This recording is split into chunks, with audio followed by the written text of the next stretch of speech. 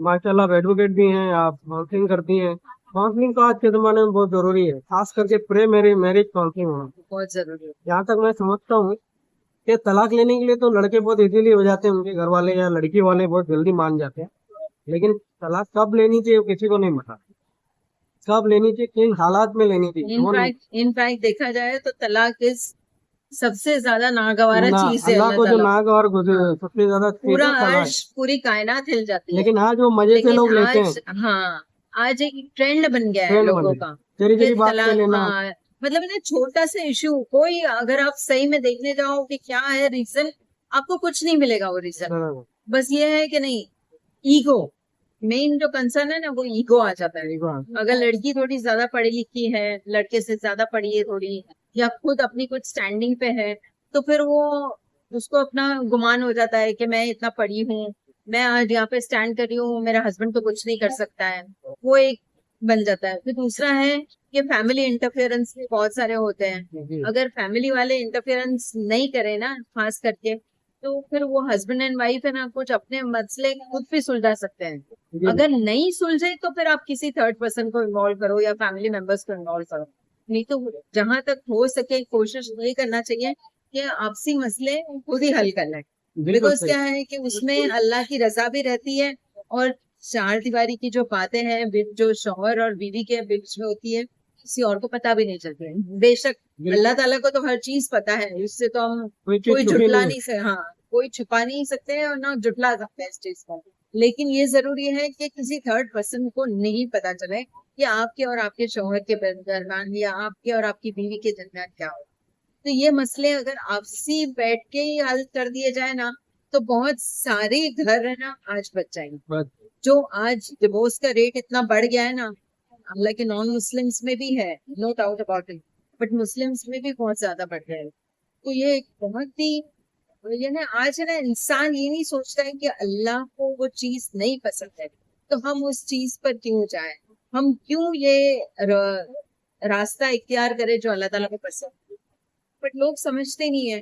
फिर बोलते हैं कि सुनना, अल्लाह हमारी सुनता नहीं है, अल्लाह हमें ये नहीं करता, अल्लाह हमें वो नहीं। तो आप कहाँ अल्लाह की सुनते हो, आप कहाँ अल्लाह ताला का फरमान सोच करते हो, है ना? बहुत सारी चीजें हैं। आप सल्लल्लाहु अलैहि वसल्लम ने कितनी चीजें फरमाई। उनकी शादी तो उनसे एज से बड़ी से ज्यादा भी, और उनके एज से एकदम कम की भी लड़की से। एग्जाम्पल सेट किया उन्होंने, हर चीज का बहुत ही एग्जाम्पल, एग्जाम्पल, कि अगर आप बहुत ही। चाहें तो एक बेवा से शादी कर हाँ, सकते हैं बेवा जो से भी आपसे करे 20 साल हैं, बड़ी है। बेशक और और वो बाकायदा अपनी बीवियों के साथ एक सालाना सलूक कर, एक जैसा सलूक करते हैं। वो हमेशा, कभी उन्होंने किसी को ज्यादा या कम, जैसे एक रात एक खेमे में गुजारे तो दूसरी रात दूसरे खेमे में उनको गुजार, बिल्कुल बिल्कुल। तो वो भी उस चीज का भी उन्होंने ध्यान रखे। जी तो वो एक बहुत बड़ी मिसाल है। आप सल्लल्लाहु अलैहि वसल्लम के जरिए अल्लाह ताला ने हमें ये सिखाया है। जी जी। ये अल्लाह ताला ने आप सल्लल्लाहु अलैहि वसल्लम को क्यों ये वही दी कि वो दूसरी और शादी करे, और तो एक एग्जाम्पल सेट करना चाहते थे, ताकि वो आज जो लोग बदगुमानी में रहते हैं ना कि हाँ ऐसा है वैसा है, नहीं, आप एक मिसाल कायम किए हो, वो जी मिसाल पे टिके रहना चाहिए। जी। तो वो कोई समझता ही नहीं है। मैम, अगर आज कोर्ट केस ज्यादा हो रहे हैं बात ये कि लोगों के बैठ के बात कर रहे हैं, बेशक। नहीं हो रहे हैं बल्कि कोर्ट में जा रहे हैं। इसके लिए दारुल कज़ा बना हुआ है, लोग दारुल कज़ा का रुख नहीं करते हैं। हम्म। और क्योंकि कोर्ट में तो शरीयत लॉ नहीं चलता, इंडियन कानून लॉ चलता है, वो हाँ, उनकी जानकारी नहीं है, वहां जाके फंस बिल्कुल जाते हैं। बिल्कुल। फिर 498 के डाउरी केस में डाल देते हैं। हाँ, तो ये भी पता नहीं होता कि डालना, अपने शोहर को भी डालना, उनकी फैमिली को डालना मुनासिब है नहीं, लड़कियों को नहीं पता होता है। और लड़कियां किसी कितनी बड़ी भड़कावे में आ गलती जाती होती है जो उस वक्त रियलाइज नहीं होती है। केस फाइल करने के टाइम पे रियलाइज नहीं रियलाइज नहीं होती कि है, मैं क्या कर रही हूँ, लेकिन बाद में आगे चल के वो आपके लिए प्रॉब्लम होता है। बल्कि ये नहीं सोचती कि मुझे अपने हस्बैंड और उनकी फैमिली के साथ रहना है, बेशक तो बेशक। मुझे कैसा करना चाहिए वो नहीं है। तो हमें प्री काउंसलिंग में ये बताना बहुत जरूरी है कि अगर आपके साथ कोई हादसा होता है या आपके साथ कोई आपको पसंद नहीं आता है, तो एक बैठ के बात करनी चाहिए बेशक आपके शोहर के साथ। बेशक बहुत सारी उनके चीजें हैं उनके जो बैठ उनके के बात अब्बा करनी है, चाहिए। उनकी अम्मी है, या उनके बड़े भाई हैं, छोटे भाई हैं। बिल्कुल अगर उसके नहीं है तो आप अपनी अम्मी अब्बा से बात कर सकते हैं। बिल्कुल। फिर उसके बाद आप डिसीजन ले सकते हैं। एक बार नहीं, 4 बार आप उसको सोचें, हाँ हाँ, मीटिंग करें, बिल्कुल। उसके बाद डिसाइड करें। बेशक। जब नहीं जा, इन्हें प्री काउंसलिंग में होना, उसके बाद अगर उनकी शादी हो जाती है शादी होने के बाद उनको ये मालूम होना चाहिए कि मैंने प्री काउंसलिंग में जाके मैंने सीखा था, तो वो थोड़ा सहमदर्द नहीं सहम नहीं, वो ये सोचती है कि मेरा ये कदम आगे जाएंगे तो क्या इम्पेक्ट इसका डालेगा, कॉन्सिक्वेंसेस क्या हो। कॉन्सिक्वेंसेस क्या होगा।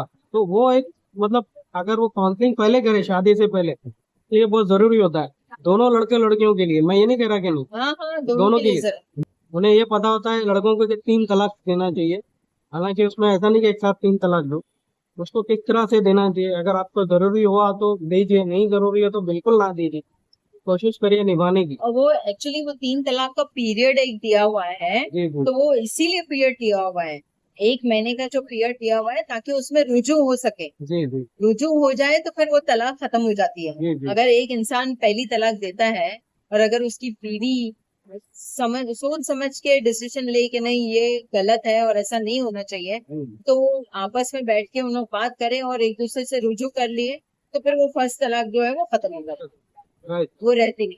फिर अगर जैसे आगे चल के कुछ मसला हुआ तो फिर वही रूटीन रहता है। जैसे उसको फिर से अगर वो कभी डिसीजन ले के मुझे तलाक देना है, तो वो फर्स्ट तलाक ही होगी बाद में, वो ऐसा नहीं है कि सेकेंड होगी, बिकॉज ऑलरेडी रुजू हो चुका है उसका, तो फिर वो वैलिड नहीं रहती है तलाक। ये लोगों को, लड़कियों को पता नहीं होता ना लड़कों को पता होता है, और प्लस अपने माँ बाप भी उनको कभी शर्मा के या उनको नॉलेज भी थोड़ा बहुत हो तो भी नहीं बताते।